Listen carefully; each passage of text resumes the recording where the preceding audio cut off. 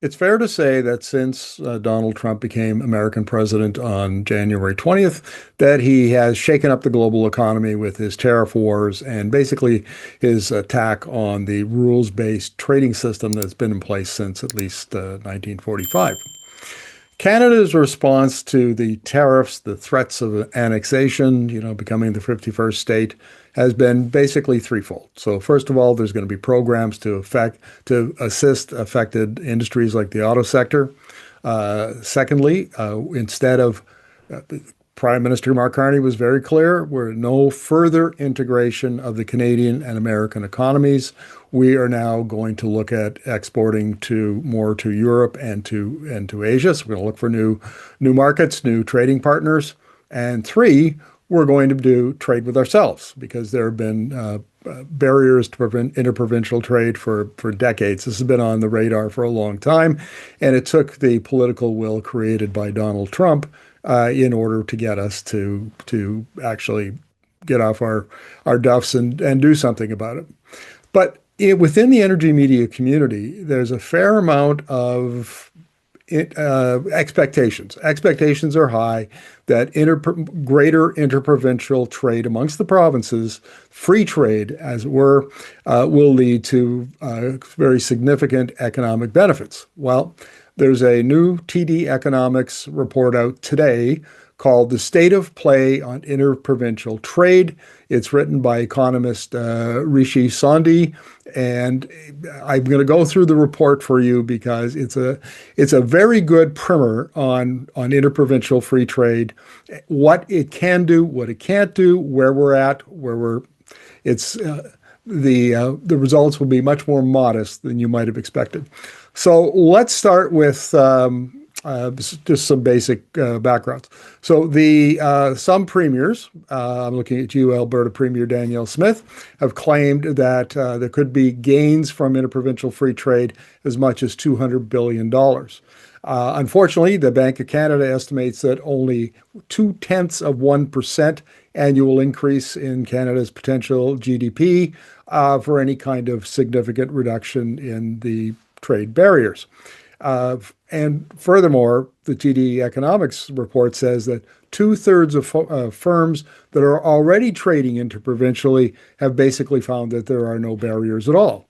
And for those that did find barriers, they were primarily around conflicting taxes and regulations. Those were the biggest hurdles.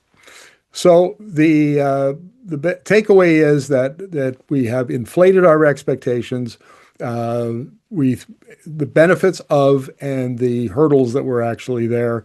And so that's going to set us up for more modest gains as we move forward.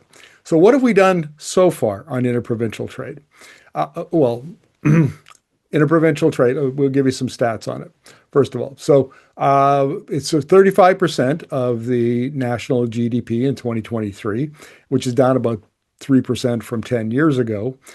International trade, we're an exporting country, so it's steady at 65% of GDP. Now, this is interesting.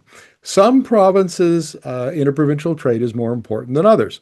So for the Atlantic provinces and the Prairie provinces, it makes up about 50% of their GDP, which is kind of surprising, actually, given the amount of oil and gas that Alberta ships down to the US. But nevertheless, that's what the report says. And Ontario, BC, and Quebec generate about 30 to 35% of their GDP from interprovincial trade. Now, you may be surprised to learn that there, in fact, is already a Canadian free trade agreement, which did not result in free trade, apparently.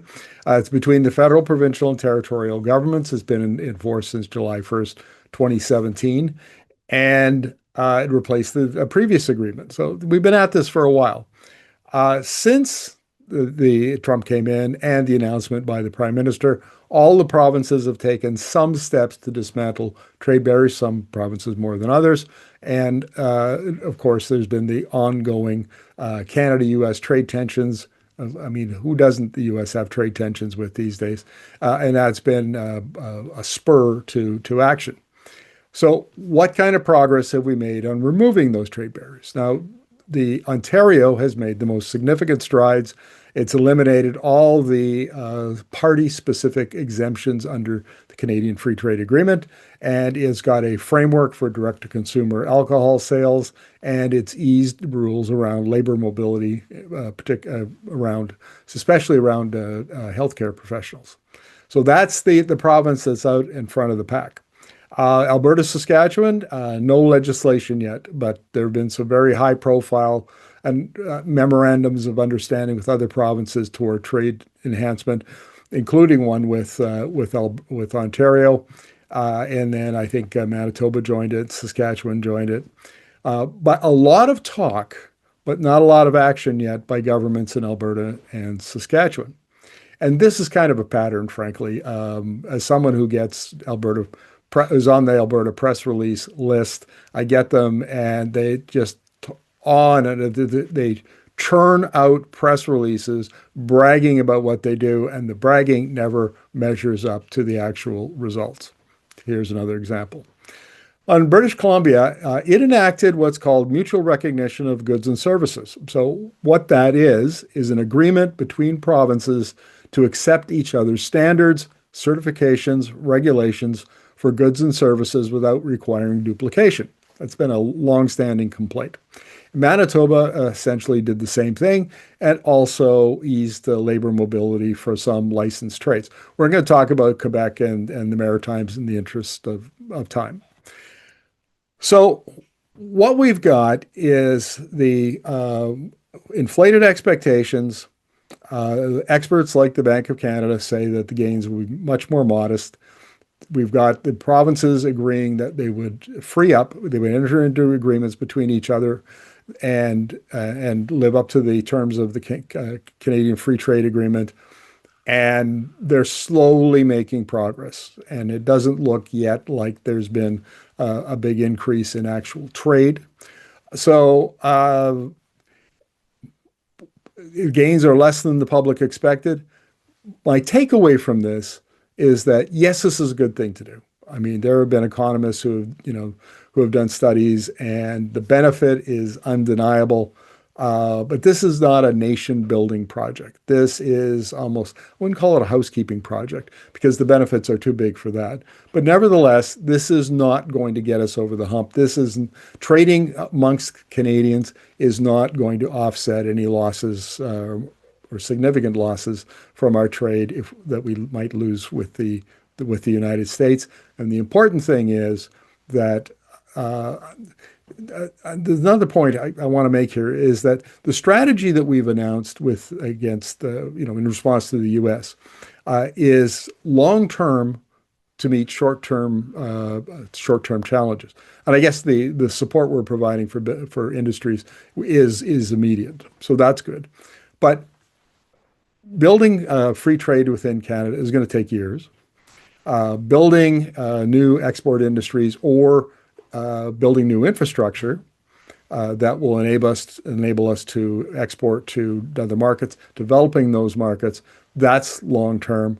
So I think what this report shows is that Canadians have to adapt their expectations, and we may have to also sharpen our pencils and adapt our strategy as well, because it doesn't look like the Americans under Trump are going to back off anytime soon. So high expectations, modest delivery at best, and that's my take on this report.